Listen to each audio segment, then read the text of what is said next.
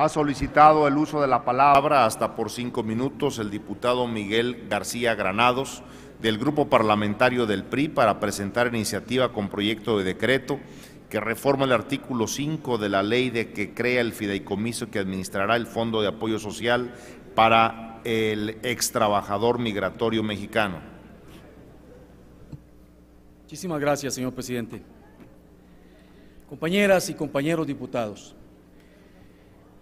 los hemos visto arrastrando penosamente el apeñuscarse de sus años, con impotencia por la indolencia de las distintas administraciones. Son los sobrevivientes de aquellos cerca de 4 millones de trabajadores mexicanos que de 1942 a 1964 se trasladaron a trabajar a los Estados Unidos de Norteamérica, amparados bajo aquel programa bracero. Como bien lo señalaba el compañero diputado Gerardo Leiva Hernández, que me ha antecedido en el uso de la palabra, en esos años,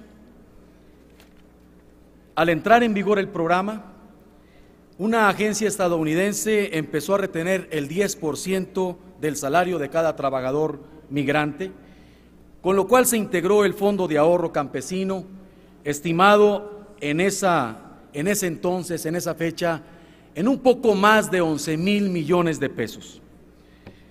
Dichos recursos fueron depositados en el entonces Banco de Crédito Agrícola de México, después Banco de Crédito Rural, Banrural, hoy Financiera Rural. Sin embargo, los recursos ahorrados y enterados no fueron regresados a los trabajadores migratorios, toda vez que ninguna instancia asumió responsabilidad alguna.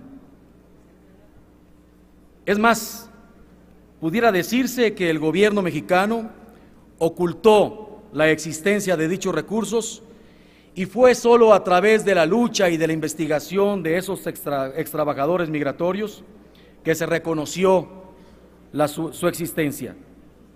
Así, en abril del 2005, el Congreso de la Unión aprobó la creación del fideicomiso respectivo. A la fecha, la Secretaría de Gobernación ha abierto 2 etapas para la recepción de documentos e inscripción para quienes, y de acuerdo con las reglas de operación del fideicomiso, se ha establecido un importe de pago por el monto de 38,000 pesos. Durante la primera etapa del programa, se inscribieron 42,633 extrabajadores migratorios. Se benefició con el pago a 40,198. En una segunda etapa, se registró un número de 172,178. Recordemos, pues, que hablamos de cerca de 4 millones de trabajadores migratorios en aquella época. De esa lista solamente se han beneficiado a 2,575. Incluso, y contraviniendo lo dispuesto en el numeral 5 de las reglas de operación del fideicomiso, que establece un pago por el orden de 38,000 pesos, se cubrió solo un pago parcial por un monto de apenas 4,000 pesos para estos 2,575 beneficiados. La Secretaría de Gobernación, según el decir de los propios extrabajadores migratorios, les ha señalado que este pago lo recibirán en forma parcial durante 10 años.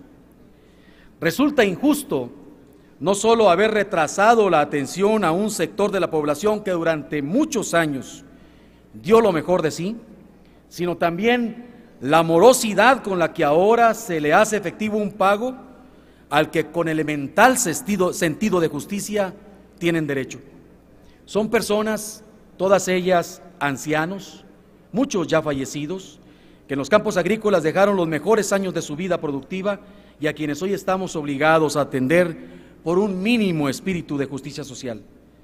Las organizaciones demandan incluso una nueva apertura de ventanilla de registro, ya que existen esbraceros que por diversas razones ajenas a su voluntad no pudieron obtener su inscripción en las primeras 2 etapas. Entendemos que hay múltiples necesidades en materia de gasto social. Sin embargo, por el número y rango de edad que representan, los extrabajadores migrantes no deben seguir esperando una atención por tanto tiempo postergada. Ante ello, los convoco a que desde el Legislativo impulsemos gestiones ante las comisiones correspondientes, de tal suerte de que en el decreto de presupuesto de egresos para este año, próximo 2010, se han aprobado recursos económicos suficientes para cubrir en forma definitiva el pago que demandan los extrabajadores. La inversión requerida es de solo 6.542 millones de pesos, solo eso, muy inferior a los 11.000 millones de pesos que en 1962 recibió el gobierno mexicano, esto sin indexarlo. Por ello, les pido su aprobación y su comprensión. Muchísimas gracias. Muchas gracias, diputado. Le pediría permanezca en la tribuna. Este trámite para la propuesta que acaba de dar lectura el señor diputado Miguel Ángel García Granados se turna a la Comisión de Hacienda y Crédito Público y en tanto se integra la comisión consérvese en la Dirección General de Procesos